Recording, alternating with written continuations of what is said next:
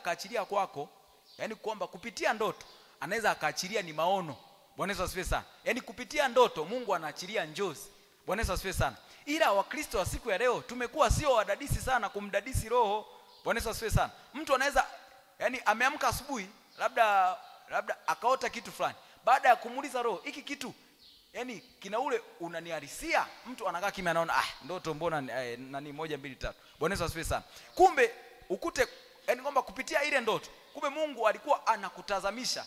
Biblia katika nabii Habakuki ilifikia tu mpaka akamwambia Mungu, asema mbona wanionyesha uovu? Bwana Yesu asifiwe sana. Yawezekana aliona uovu kupitia njozi.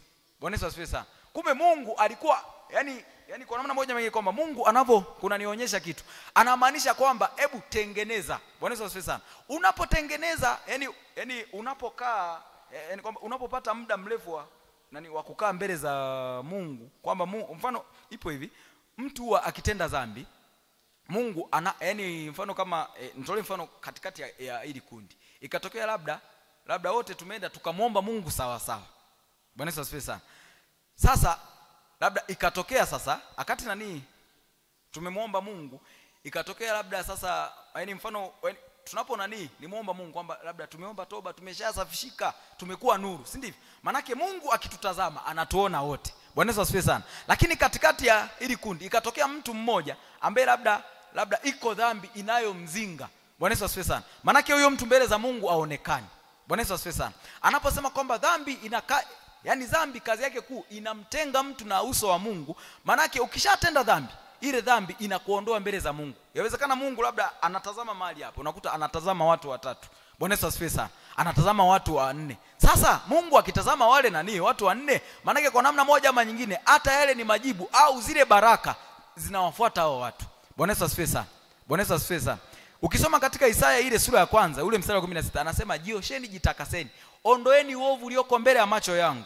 Ana maana gani? Kwa kumbe uovu, ile dhambi ina kazi ya kwenda kukaa katika uso wa Mungu. Yani inakuficha wewe na uso wa Mungu. Bwana Yesu asifiwe sana. Ndio maana watumishi wa Mungu wanangangana kila siku kwamba jamani, hebu twende mbele za Mungu, ukipata muda ingia muombe Mungu toba. Pata muda mrefu wa kumwomba Mungu toba. Anamaanisha gani? Ana maana gani? Maana yake unapozidi kumwomba Mungu toba unatengeneza mbele za Mungu. Bwana Yesu asifiwe sana. Unapotengeneza mbele za Mungu ndio inakuwa ni hatua ya kufikia ni majibu ya maswali ya maswali yako. Bwana Yesu asifiwe sana. Wakristo wengi wa siku ya leo wanaongea hayo maneno kwamba yawezekana Mungu hayupo. Bwana Yesu asifiwe sana. Mimi nikuhakikishie Mungu yupo. Bwana Yesu asifiwe sana. Kwa sababu mimi hapa mwenyewe ninamshuhudia Mungu jinsi yani kwa nani habari ya yale ambayo Mungu nimemuomba, yani kwamba anayoyafanya. Ninaona kabisa kwamba huyu Mungu yupo. Bwana Yesu asifiwe sana. Kuna wakati fulani ukisoma katika kitabu cha Zaburi ile sura ya 32 mstari wa 8, kama mtu anaweza kama amepata atanisomea kwa haraka. Zaburi 32 ule mstari wa 8. Zaburi 32 ule mstari wa 8. Nadhani nimepata hapa, ngoja kwa nisome mara moja. Utakayoiendea. Nitasoma. Inasema nitakufundisha na kukuonyesha njia utakayoiendea. Nitakushauri, jicho langu likutazame. Amina. Bwana Yesu asifiwe sana. Anasema nitakufundisha, nitakuonyesha, nitakushauri. Anasema kwamba nitakufundisha, nitakuonyesha njia utakayoiendea. Nitakushauri, jicho langu likikutazama. Bwana Yesu asifiwe sana. Kumbe ukishatubu Mungu huwa ana tabia ya kukufundisha. Bwana Yesu asifiwe sana. Yani ukishafanya kile kitu kinaitwa toba ya kweli. Bwana Yesu asifiwe sana. Manake ile toba ya kweli inakurejesha mbele za Mungu. Anaposema kwamba tubuni basi mrejeshwe, manake anamaanisha kwamba kumbe toba ina kazi ya kukuleta mbele za Mungu. Yani ina kazi ya kukuleta katika ramani ya Mungu. Bwana Yesu asifiwe sana. Wakristo wengi wa siku ya leo hatuishi katika ramani ya Mungu. Bwana Yesu asifiwe sana. Hatuishi katika ramani ya Mungu. Yani tunaishi katika ramani zetu sisi wenyewe. Bwana Yesu asifiwe sana. Kwa sababu kuna watu katikati ya kanisa Mungu alipanga kuwabariki, ila sasa wale watu yani kwamba hawataki kwenda kumwomba Mungu kwamba Mungu, kwa sababu mwanadamu anapozaliwa lipo kusudi la Mungu. Bwana Yesu asifiwe sana. Sasa sisi Wakristo wa siku ya leo unakuta hata kama kanisani nakuja tunataka Mungu atutendee kwenye uchumi. Ndio. Hilo ni ombi kubwa ambalo kila mtu anapenda. Lakini sasa kitu kikubwa inabidi umuombe Mungu kwamba Mungu ninafahamu kabisa kwamba lipo kusudi ulilonileta katika dunia hii. Manake lile kusudi la Mungu ndilo lililobeba baraka zako, ndilo lililobeba ni mafanikio yako. Bwana Yesu asifiwe sana.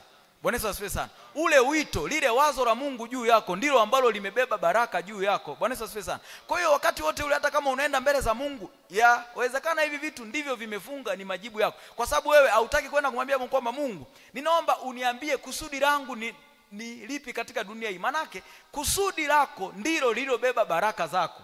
Bwana Yesu asifiwe sana. Kwamba mtoto mdogo anapozaliwa siku ya leo, Bwana Yesu asifiwe sana, lipo kusudi ambalo Mungu amemleta siku ya leo. Bwana Yesu asifiwe sana. Sasa yule mtoto mdogo inabidi alipambanie lile kusudi. Bwana Yesu asifiwe sana. Kwa sababu lile kusudi ndio ramani yenyewe. Bwana Yesu asifiwe sana. Bwana Yesu asifiwe. Anaposema kwamba nitakuonyesha njia utakayoiendea, maana yake nini? Maana yake lile kusudi ndilo lililobeba ramani ya njia yako. Bwana Yesu asifiwe sana. Bwana Yesu asifiwe sana.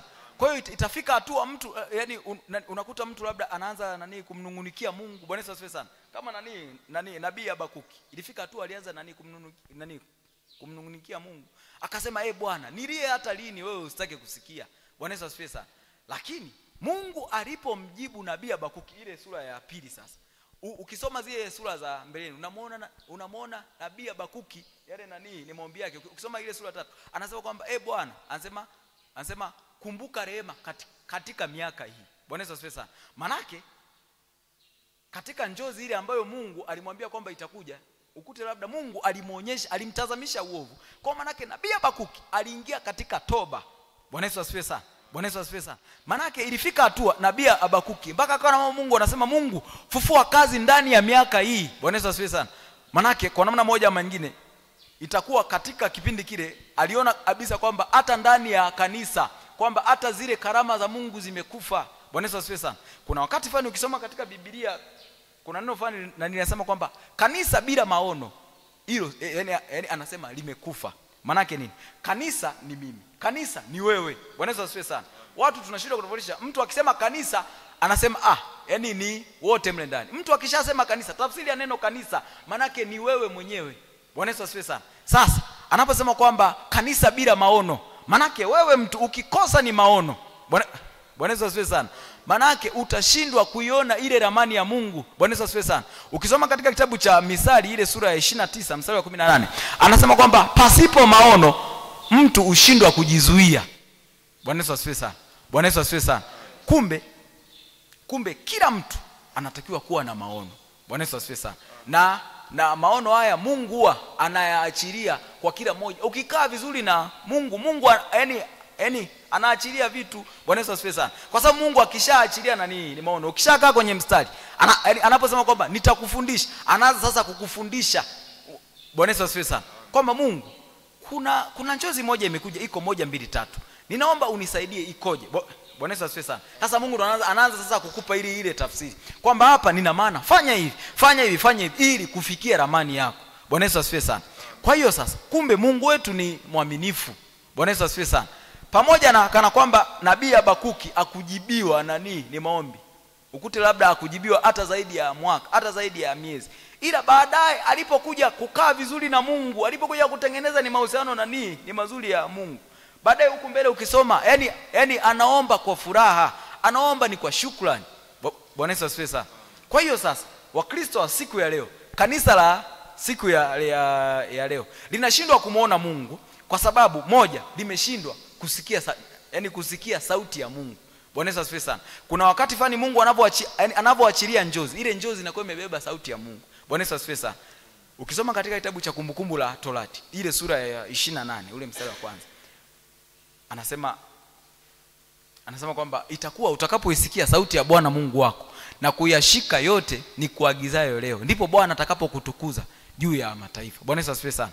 Kumbe unaposikia sauti ya Mungu, unapokuwa unautii, ndipo Mungu anapokuinua. Bwana Yesu asifiwe sana. Ukisoma hiyo Kumbukumbu la Torati ile sura ya 15, anzani kama mtu wote ambaye anaweza kawa amepata anisomee kwa haraka. Kumbukumbu la Torati ile sura ya 15. Anasema lakini itakuwa usipotaka kusikia sauti ya Bwana Mungu wako, usiangalie kuyafanya maagizo yake yote na amri zake ni kuagizazo hivi leo, ndipo zitakapokuja rahana. Bwana Yesu asifiwe sana. Anasema ndipo zitakapokuja laana hizi zote na kukupata. Utalaaniwa mjini, utalaaniwa mashambani. Litalaaniwa kapu lako na chombo chako cha kukandia. Bwana Yesu asifiwe sana. Anasema utalaaniwa uzao wa tumbo lako. Bwana Yesu asifiwe sana. Kumbe kuna madhara ya kukaa nje na sauti ya Mungu. Kumbe kuna madhara ya kutembea pasipo Roho Mtakatifu. Bwana Yesu asifiwe sana. Kwa sababu yule Roho Mtakatifu kwa namna moja ama nyingine kwamba akikaa ndani yako, anaachilia sauti ya Mungu ndani yako. Bwana Yesu asifiwe sana. Anakufundisha, anakuonyesha mahali hapa kwamba usifanye hivi, mahali hapa usiende, anakushauri. Bwana Yesu asifiwe sana. Kwa hiyo sasa ukishindwa ni kusikia sauti ya Mungu, anasema ndipo laana hizi zitakapokujia. Bwana Yesu asifiwe sana. Unaweza kwa namna moja ama nyingine, unaweza kuwa umekaa unafanya tathmini kwamba tangu umeokoka ni kitu gani Mungu amewahi kukufanyia. Unakuta hakuna kitu ambacho Mungu amewahi kukufanyia. Bwana Yesu asifiwe sana. Na mtu mwingine anaona sasa Mungu yupo na anaacha kusali. Wakati huo yani hicho kipindi kilikuwa ndo kipindi cha kumtafuta Mungu, cha kumjua sana Mungu. Bwana Yesu asifiwe sana. Anaposema kwamba mjue sana Mungu ili uwe na amani, ndipo mema yatakapokujia. Kumbe unapomjua sana Mungu, manake ni kufuata ni maelekezo ya Mungu. Bwana Yesu asifiwe sana. Unapomjua sana Mungu ni kulitafakari neno lake usiku na mchana.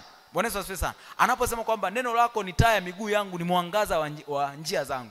Manake hiyo moja kwa moja, manake kwamba unapomjua Mungu unapata mwangaza. Bwana Yesu asifiwe sana. Unapata mwangaza wa njia yako. Bwana Yesu asifiwe sana. Kwa namna moja ama nyingine unaweza kusema kwamba neno la Mungu ndio ramani yenyewe ya maisha yako. Bwana Yesu asifiwe sana. Hasa unakuta Wakristo wa siku ya leo, yani tumekuwa ni wavivu hata kwa habari ya kusoma ni maandiko ya neno la Mungu. Bwana Yesu asifiwe sana. Tumeshindwa hata kusikiliza ni mafundisho, tumeshindwa hata kusikiliza ni mahubiri. Bwana Yesu asifiwe sana. Unakuta watumishi wengine kwamba siku ya leo mtu labda akishasikiliza tu ni mahubiri ya siku ya leo. Manake yani atafuti yale mengine. Bwana Yesu asifiwe sana. Unapomtumikia Mungu, hebu kitu kimoja, yani ningependa nikupa siri kwamba Mungu yeye mwenyewe anajitambulisha kwamba yeye ni Alfa na Omega, si ndivyo? Manake Mungu ni mwanzo na mwisho. Na wewe ujifunze kwamba kama Mungu ni mwanzo, wewe umekubali siku ya leo, nianza na Mungu siku ya leo. Manake ukubali pia kumaliza na Mungu. Bwana Yesu asifiwe sana. Kama umekubali siku ya leo, umekuja mbele za Mungu, manake kubali sasa jioni, Bwana Yesu asifiwe sana, umalize tena na Mungu. Hata tu kwa neno moja. Bwana Yesu asifiwe sana. Hata kama huko katika shughuli zako, unaweza labda umefanya shughuli zako, unaweza tu ukajitafutia hata tu dakika 5 ama 10 ukamwomba Mungu. Bwana Yesu asifiwe sana. Bwana Yesu asifiwe sana. Maana ili kwamba utimilize kwamba hata kama unasema wewe Mungu ni Alfa na Omega, unajua kabisa kwamba kweli tunaposema kwamba Mungu ni Alfa na Omega, ndivyo hata mimi ninavyoishi kwamba huwa ninamtanguliza Mungu, anakuwa ni wa kwanza katika siku, maana anakuwa ni Alfa, na pia katika jioni anakuwa ni Omega, anakuwa ni mwisho wa siku yangu. Bwana Yesu asifiwe sana. Bwana Yesu asifiwe sana. Kwa hivi vitu vichache hivi, ndivyo ambavyo vimebeba ramani ya maisha yako. Bwana Yesu asifiwe sana. Imefika hatua mpaka kanisa linakata tamaa. Bwana Yesu asifiwe sana. Unakuta katika hali hii kwamba hata watu unakuta tunafika katika kiwango hiki. Maana ni kwamba watu wanashindwa kumuona Mungu. Bwana Yesu asifiwe sana. Kumbe unaposhindwa kumuona Mungu, hautaki kurudi nyuma. Kama ulikuwa unaenda hatua 2, inabidi uongeze hatua 3 mbele. Bwana Yesu asifiwe sana. Bwana Yesu asifiwe sana. Kwa ukikuta umeomba mbele za Mungu, hujapata ni majibu ya maswali yako. Kama ulikuwa unapiga hatua 1, ongeza hatua 3 mbele. Bwana Yesu asifiwe sana. Unapokata tamaa, ipo hivi, shetani mahali ambapo huwa anatuweza sana, nikatisha tamaa mtu, nikatisha tamaa wewe mwanadamu. Mfano labda unakuta labda leo umeomba hujapata yale ni majibu ya maswali yako, ukakata tamaa. Usije labda tafsiri ya kukata tamaa kwa namna moja ama nyingine, kwamba mtu labda unakuwa kama umemzilia Mungu. Bwana Yesu asifiwe sana. Unakuwa kama umemzilia Mungu, unasema acha basi tu labda katika njia hii nilipotea. Bwana Yesu asifiwe sana. Hii njia hakuna kupotea. Bwana Yesu asifiwe sana. Ukikaa vizuri na Mungu, ukikaa vizuri katika ramani ya Mungu, ukikaa vizuri katika kusudi la Mungu, ukimwomba Mungu akuoneshe kusudi lake, nakwambia utaiona furaha ya wokovu. Bwana Yesu asifiwe sana. Bwana Yesu asifiwe sana. Kwa hiyo kanisa tulilo nalo limepoteza furaha ya wokovu. Ndio maana sasa kwa sababu kama ingekuwa mtu labda anamwomba Mungu, Mungu atamjibu kwa wakati huo, yawezekana humu ndani kungekuwa kunajaa hakuna mfano. Bwana Yesu asifiwe sana. Yawezekana hata watu wengine wangekuwa wanakaa nje. Bwana Yesu asifiwe sana. Kumbe kitu ambacho tunacho kinanihitaji mbele za Mungu, tunataka kwamba Mungu atubariki sisi kwanza. Bwana Yesu asifiwe sana. Mungu atubariki sisi kwanza. Mungu akishatubariki sisi kwanza, sisi tutakuwa mfano. Bwana Yesu asifiwe sana. Bwana Yesu asifiwe sana. Maana sisi tukiwa mfano, wale sasa wengine wataanza, kumbe nani ukienda nani Morning Glory ndo nani jinsi Mungu anavyo jibu namna hii. Bwana Yesu asifiwe sana. Kwamba kumbe ukianza vizuri na Mungu ndo ndivyo Mungu anavyobariki namna hii. Ndivyo watu watakavyoanza kuja. Maana yake kupitia sisi. Bwana Yesu asifiwe sana. Maana yake sisi kwa namna moja ama nyingine tunaweza tukasema kwamba tunakuwa ni limbuko kwa ajili ya wengine. Bwana Yesu asifiwe sana. Bwana Yesu asifiwe sana.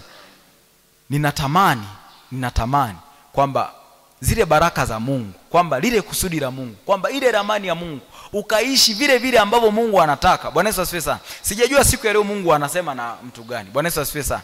Bwana Yesu asifiwe sana. Sijajua anasema na wewe. Bwana Yesu asifiwe sana. Sijajua kama anasema na yule. Bwana Yesu asifiwe sana.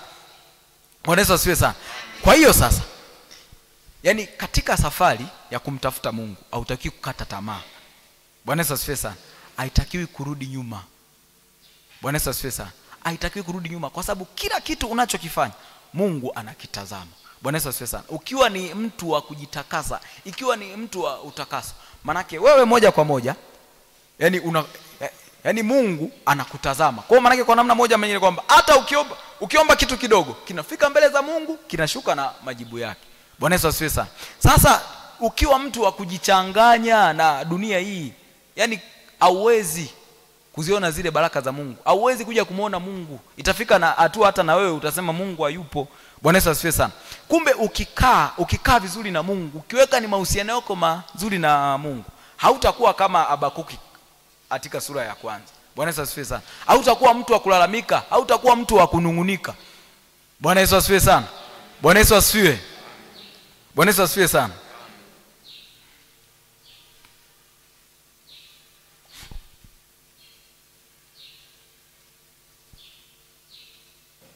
Bwana Yesu asifiwe. Basi kwa muda huu nitaomba, tutasimama, tutamuomba Mungu. Bwana Yesu asifiwe sana. Ombi langu ni kwamba tumuombe Mungu atulejeze katika ramani. Bwana Yesu asifiwe sana. Mungu Mungu akishakurejeza katika ramani, maana yake Mungu akitaka tu kutazama anakuona, yani uko katika mstari wake. Bwana Yesu asifiwe sana. Inawezekana ni kweli hatujaishi katika ramani ya Mungu. Ndio maana hata maisha tulio nayo ni matokeo kana kwamba hatujaishi katika ramani ya Mungu. Bwana Yesu asifiwe sana. Yawezekana kuna mtu mwingine labda anakata na anasema mimi labda moja mbili labda sijasoma. Sikiliza, ukikaa katika ramani ya Mungu, Mungu anakuinulia mtu sahihi. Hata katika biashara yako, mtu mwingine anasema biashara yangu haka ni kadogo, nitafika nako wapi? Hivi kweli kupitia hii biashara nitakuja kununua gari? Bwana Yesu asifiwe sana. Kumbe ukikaa katika ramani ya Mungu, Mungu anaweza kukuachilia mtu sahihi hata katika kazi zako unazofanya, hata ziwe ndogo kiasi gani, lakini Mungu anaweza kukubariki kupitia kukuinulia mtu sahihi. Bwana Yesu asifiwe sana. Kwa hiyo sasa siku ya leo ninatamani kwamba tukamwombe Mungu kwamba yani tukakae katika ramani ya Mungu kuanzia asubuhi hii. Bwana Yesu asifiwe sana. Ninatamani hata katika jioni ile kwamba hata ukipata muda, hata kama ukiwa nyumbani, hata kama ukipata muda wa kufika mahali hapa, muombe Mungu, sema Mungu, ninaomba Bwana uniweke katika ramani yako. Bwana Yesu asifiwe sana. Kumbe tafsiri ya ramani ni kwamba yani ramani manake ni njia. Biblia inasema kwamba nitakuonyesha njia. Manake Mungu hiyo ni kama ahadi. Bwana Yesu asifiwe sana. Anaweza kwamba nitakufundisha, nitakuonyesha njia. Manake atakuonyesha ramani ambayo kwamba ili kwamba ufike pale juu, ili kwamba ufike katika zile baraka ambazo Mungu amekuahidia. Bwana Yesu asifiwe sana. Anaweza kwamba utabarikiwa mjini, mashambani, katika shughuli zako zozote zile, kwamba uzao wa tumbo lako na mifugo yako. Manake zile baraka zinakuja ambapo ambapo mtu anakuwa amekaa vizuri katika ramani ya Mungu. Bwana Yesu asifiwe sana. Kwa hiyo ninaniombi langu mbele za Mungu kwamba siku ya leo kwamba tukamwombe Mungu kwamba Mungu umeahidi kwamba utatuonyesha njia tutakayoiendea. Bwana Yesu asifiwe sana. Kwa hiyo sasa njia unayoiendea ndio iliyobeba ramani ya maisha yako. Bwana Yesu asifiwe sana. Bwana Yesu asifiwe sana. Bwana Yesu asifiwe sana. Kwa hiyo sasa tutasimama, tutamuomba Mungu. Usikae kimya. Mwambie Mungu, ninatamani, nimetambua kwamba nilikuwa nje ya ramani yako, nilikuwa nje ya wazo lako. Bwana Yesu asifiwe sana. Kwa hiyo sasa tukamwombe Mungu, kwa sababu wewe mzazi, wewe mama, wewe baba, ukikaa katika ramani ya Mungu, hata watoto wako watakaa katika ramani ya Mungu. Bwana Yesu asifiwe sana. Kwa sababu Mungu anapoachilia baraka katika, kwamba mtu akikaa katika ramani, zile baraka Mungu anazo zinaniachilia, zinafika mpaka kwa watoto wako. Bwana Yesu asifiwe sana. Bwana Yesu asifiwe sana. Pia tukamwomba Mungu kama kuna ile rahana. Bwana Yesu asifiwe sana. Inawezekana Mungu amesema na sisi. Mungu ana namna nyingi sana ya kusema na watu. Bwana Yesu asifiwe sana. Kuna watu inafikia tu mtu anakaa anasema ngoja na nini kae nianze na nini nikumsikiza Roho Mtakatifu. Roho Mtakatifu hajawahi kadilika jinsi anavyosema na watu. Bwana Yesu asifiwe sana. Kuna kitu ambacho mimi huwa namuombaga sana Mungu aniondolee dharau. Bwana Yesu asifiwe sana. Kwa sababu unaweza mtu ambaye labda umemkatia tamaa, mtu ambaye labda umemweka mahali ambapo labda unaona kabisa kwamba huyu mtu kabisa kwamba anifai. Bwana Yesu asifiwe sana.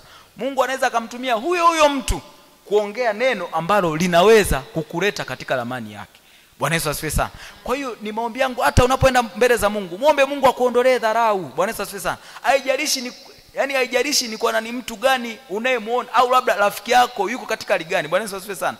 Bwana Yesu asifiwe sana. Haijalishi ni kwa mtumishi gani unayemuona mbele yako, haijalishi ni mtu gani anakuja anaongea kitu gani mbele yako. Bwana Yesu asifiwe sana. Kwa maana yake Roho Mtakatifu, ninachotaka kusema kwamba Roho Mtakatifu ana njia nyingi za kusema na watu na watu wake. Bwana Yesu asifiwe sana. Unakuta kuna wakati fulani unakuta umekaa. Mimi hapa ilifika hatua unakuta hata nimelala usingizi. Unakuta nimenaniota ndoto. Ninapitishwa kwenye Biblia kifungu hiki. Nikinaniamka nikisoma ninakuta kifungu hiki na kifungu hiki kina kwa namna moja ama nyingine kwamba kinanigusa, kinataka kunitoa mahali fulani. Bwana Yesu asifiwe sana. Kwa maana yake ile ni njia ya Roho Mtakatifu hata pia kukusemesha. Bwana Yesu asifiwe sana. Kumbe Roho Mtakatifu au sauti ya Mungu unaweza ukaisikia kupitia ndoto. Bwana Yesu asifiwe sana. Ambapo Mungu akiachilia njozi. Bwana Yesu asifiwe sana. Akiachilia maono katika ndoto. Bwana Yesu asifiwe sana. Pia Mungu, sauti ya Mungu inaweza kutoka kwa watu mbalimbali. Bwana Yesu asifiwe sana. Wengine yawezekana ni rafiki zako, wengine hata ni watoto wako. Bwana Yesu asifiwe sana. Unakuta mtoto mdogo nikiachi mtoto mbona anaongea maneno haya ni mazito. Mtu unapuuzia tu unasema aliongea maneno mazito. Hebu pata muda tafakari. Kwa nini huyu mtoto ameongea kitu hiki?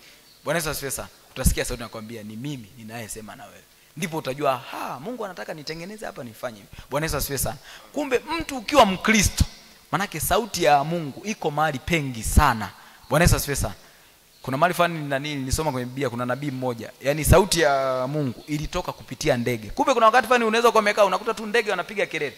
Kumbe ni Mungu anazungumza nayo, ila kwa sababu haujawa ni mtu wa kumpeleleza Roho Mtakatifu. Bwana Yesu asifiwe sana. Maana kwa namna moja nyingine anaweza akaingia ndege hapa. Mtu unaweza ukamfukuza ndege. Kumbe yule ndege amekuja kwa umbo la malaika. Anavyolialia vile, kwa sababu katika kanisa hakuna mtu anaweza akazitafsiri sauti.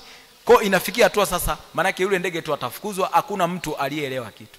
Bwana Yesu asifiwe sana. Bwana Yesu asifiwe sana.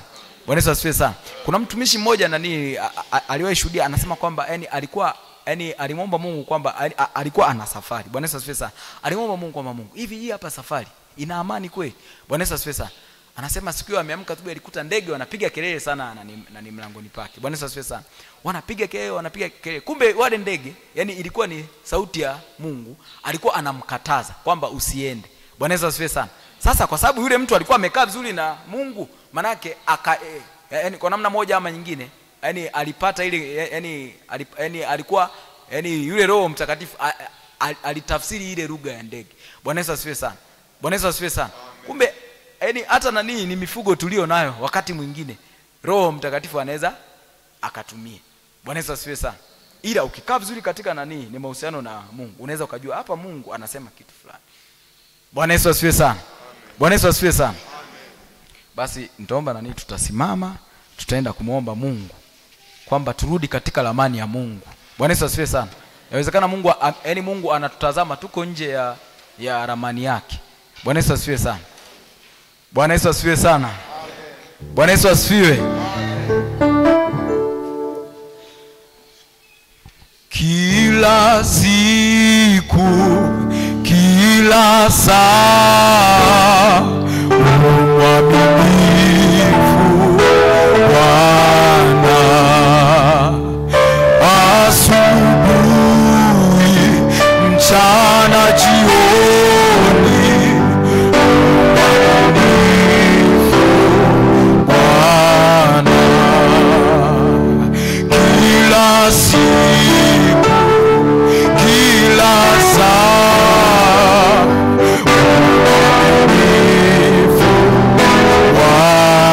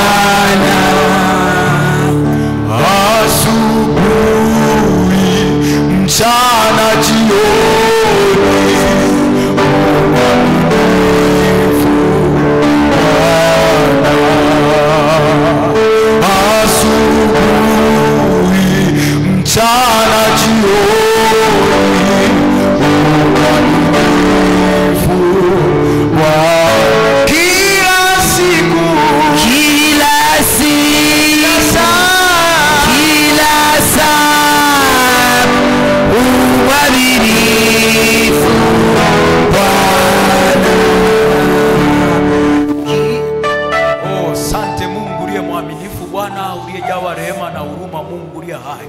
Tunakushukuru Bwana kwa ajili ya siku ya leo. Tunakushukuru Bwana kwa ajili ya neno lako. Tunakushukuru Bwana kwa ajili ya sauti yako. Tunakushukuru Bwana kwa ajili ya maelekezo yako. Tunakushukuru Bwana kwa ajili ya ujumbe wako, Mungu uliye mwaminifu. Asante Bwana kwa ajili ya hayo yote Mungu yaliyopita katikati ya siku ya leo, yaliyopita kwa ajili ya watu wako, yaliyopita kwa ajili yangu Bwana. Ninakushukuru Mungu uliye hai. Ninakushukuru wewe uliye mwaminifu. Tazama Bwana, unatamani nirudi katika ramani yako. Tazama Bwana, unatamani kanisa lirudi katika ramani yako, lirudi katika wazo lako, lirudi katika kusudi lako. Tazama Mungu uliye hai.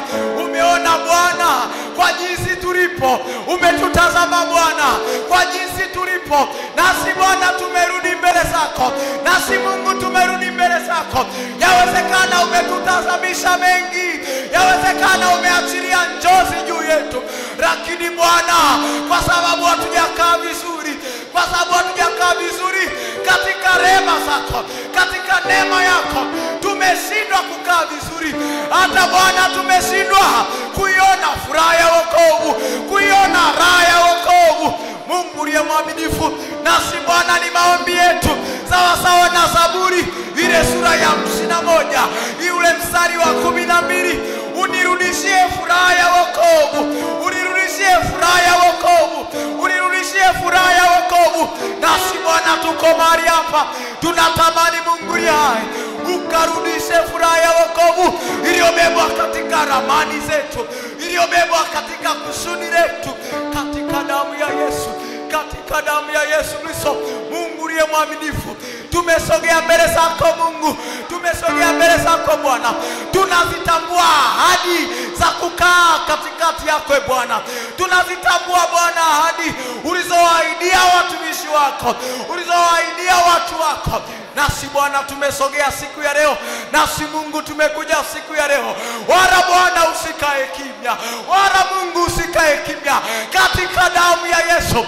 Juu ya mama uwe Bwana, juu ya baba uwe Bwana, juu ya kijana uwe Bwana. Mrejeshe katika ramani yake, mrejeshe katika ramani yake Bwana, mrejeshe katika ramani yake Bwana.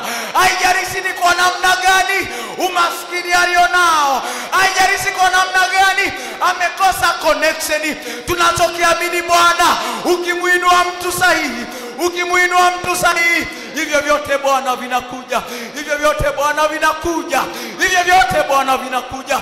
Hata Bwana mtumishi wako Musa alisema mbele zako, akasema Bwana mimi siwezi kwenda, akasema Bwana mimi siwezi kwenda. Ilionekana Bwana alikuwa na shida ya matamshi, alikuwa na shida kuongea. Ndipo Bwana ukamuinulia mtu sahihi, ukamuinulia Haruni, ukamuinulia Haruni Bwana. Nami katikati ya siku ya leo Bwana, watumishi wako hawa Jehova, watumishi wako hawa Mungu uliye hai, ninaomba Bwana ukaachilie watu sahihi watakaowaleta katika ramani, watakaowarejesha katika ramani, watakaowarudisha katika ramani yako, katika damu ya Yesu. Haijalishi ni kwa uzee gani walionao, haijalishi umri walionao Bwana, ninachokiamini kutoka kwako, utaleta watu sahihi, utawainulia watu sahihi, utawaleta watu sahihi. Ninakusihi Bwana, wala usikae kimya, wala usikae kimya Bwana, usikae kimya, katika damu ya Yesu, katika damu ya Yesu, katika damu ya Yesu, katika damu ya Yesu, katika damu ya Yesu, katika damu ya Yesu. Ukaachilie watu sahihi watakaowaleta katika ramani yako, watakaowaleta katika kusudi lako, watakaowaleta katika ahadi yako Bwana, katika damu ya Yesu, katika jina la Yesu, katika damu ya Yesu, katika damu ya Yesu. Kama wewe Mungu uliyerudisha furaha ya Sara alipokuwa mzee, uliporudisha furaha ya Sara alipokuwa mzee, nasi Bwana tunatamani ukalete furaha tena, ukalete furaha tena mahali ambapo Bwana pana huzuni, mahali ambapo Bwana pamekosa furaha, ukarejeshe furaha tena, ukarete furaha tena Bwana, katika damu ya Yesu, katika damu ya Yesu. Iwe ni katika kazi za mikono yao, iwe ni katika kazi za mikono yao. Wengine Bwana ni wakulima, wengine Bwana ni wafanya biashara, wengine Bwana ni wafanya kazi serikalini, wengine Bwana ni vijana wanajishughulisha na ujasiriamali, wengine Bwana wamemaliza vyuo, wanatamani Mungu wakuone ukiwareta katika ramani, ukiwareta katika ramani, ukiwareta katika ramani. Nami Bwana ni maombi yangu siku ya leo, ni maombi yangu siku ya leo, yule aliyekata tamaa, yule aliyekata tamaa, yule aliyevunjika moyo, yule aliyevunjika moyo, Mungu ndiye mwaminifu, akaione furaha ya wokovu, akaione furaha ya wokovu, akaione furaha ya wokovu, akaione furaha ya wokovu, katika damu ya Yesu, katika damu ya Yesu, katika damu ya Yesu, katika damu ya Yesu, katika damu ya Yesu, katika damu ya Yesu. Ninakusihi Mungu aliye hai, ninakusihi Bwana wa majeshi, ile ramani iliyonyang'anywa katikati ya ulimwengu wa roho, juu ya mama huyu, juu ya baba huyu, juu ya kijana huyu Bwana, ukaachilie ramani yako tena katika damu ya Yesu.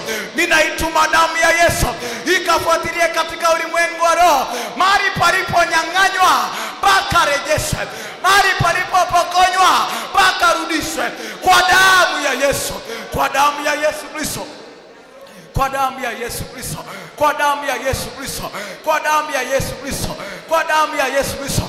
Wala Bwana usikae kimya, wala Mungu usikae kimya, wala Bwana usikae kimya, wala Mungu usikae kimya, katika damu ya Yesu, katika damu ya Yesu, katika damu ya Yesu, katika damu ya Yesu, katika damu ya Yesu, kwa jina la Yesu Kristo. Ninakusihi Bwana, usikae kimya mwaminifu, usikae kimya Bwana, juu ya mama huyu usinyamaze Bwana, juu ya baba huyu usinyamaze Bwana, juu ya kijana huyu, katika damu ya Yesu Kristo, katika damu ya Yesu Kristo, katika damu ya Yesu Kristo, katika jina la Yesu Kristo.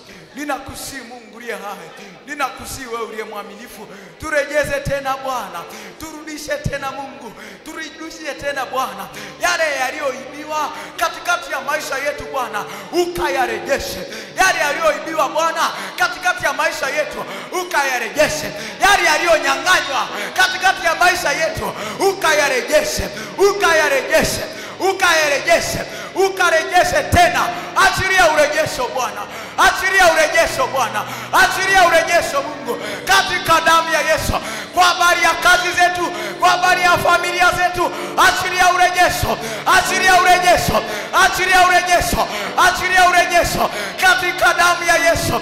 Machozi ya huyu mama yanayotoka Bwana, machozi ya huyu mama yanayotoka Bwana, machozi ya huyu baba yanayotoka Bwana, Mungu ndiye mwaminifu, ukayafute kupitia Bwana, kumrudisha katika ramani yake familia yao Bwana, familia yake Bwana, ukairudishe katika ramani yako, ukairudishe katika ramani yako, ukairudishe katika ramani yako. Wala Bwana usikae kimya, wala Mungu usikae kimya.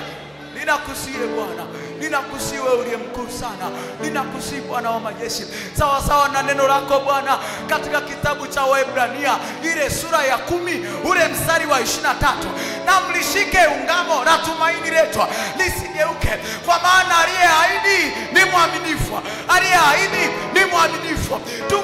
Tumaini la ungamo letu Bwana, tunatambua kabisa kwamba Bwana ni kusudi lako, ni kusudi lako Mungu aliye hai. Tunatamani Mungu aliye hai ukaturudishe tena katika ramani yako, ukaturudishie tena furaha ya wokovu katika damu ya Yesu, katika damu ya Yesu Kristo. Nasi Bwana tukawe kama Sara aliyepata kicheko, aliyepata furaha wakati wa uzee wake, wakati ya miaka yake ilivyoenda. Mungu aliye hai, tunatamani Mungu aliye hai ukaachilie furaha yako Bwana katika damu ya Yesu Kristo, kwa damu ya Yesu Kristo wa Nazareti. Ninakusihi Mungu uliye mwaminifu, ukaachilie baraka zako tena, ukaachilie baraka zako tena katikati ya shughuli zetu, katikati ya shughuli zetu. Yawezekana kazi zetu Bwana hazikupata kibali mbele zako, yawezekana Bwana kazi zetu hazikupata kibali mbele zako kwa sababu tulikuwa nje ya ramani, kwa sababu tulikuwa nje ya ramani. Sasa Bwana tumetambua, sasa Mungu tumefahamu, sasa Bwana tumejua. Tunaomba Mungu uliye hai, ukatulete katika ramani yako, ukatulete katika ramani yako, hata familia zetu ukazilete katika ramani yako, hata wale tulio wakati ya tamaa Bwana ukawalete katika ramani yako, katika damu ya Yesu. Ninakusihi Mungu uliye hai, ninakusihi wewe uliye mkuu sana, ninakusihi Bwana wangu, katika damu ya Yesu, katika damu ya Yesu. Ninakusihi Bwana, wala usikae kimya, wala usinyamaze, wala usinyamaze Bwana, katika damu ya Yesu.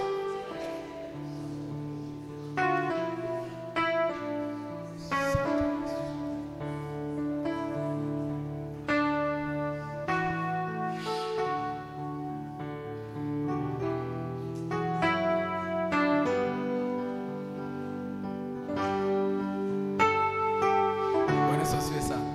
Bwana Yesu asifiwe sana. Bwana Yesu asifiwe sana. Bwana Yesu asifiwe. Ninaamini kabisa Mungu ameshakurejesha katika ramani yako. Bwana Yesu asifiwe sana. Katika na nini maombi haya sio bure. Bwana Yesu asifiwe sana. Amini Mungu ameshakurejesha katika ramani yako. Bwana Yesu asifiwe sana. Sasa kazi iliyobaki kwako ni kwamba yani kulinda ule unanihusiano wa Bwana Yesu asifiwe sana. Yani usipoteze. Bwana Yesu asifiwe sana. Usipoteze. Bwana Yesu asifiwe sana. Usipoteze. Usipoteze. Bwana Yesu asifiwe sana. Basi huu ndio utakuwa mwisho wa ibada yetu. Nadhani kwa sasa utakuwa ni muda wa matoleo. Bwana Yesu asifiwe sana.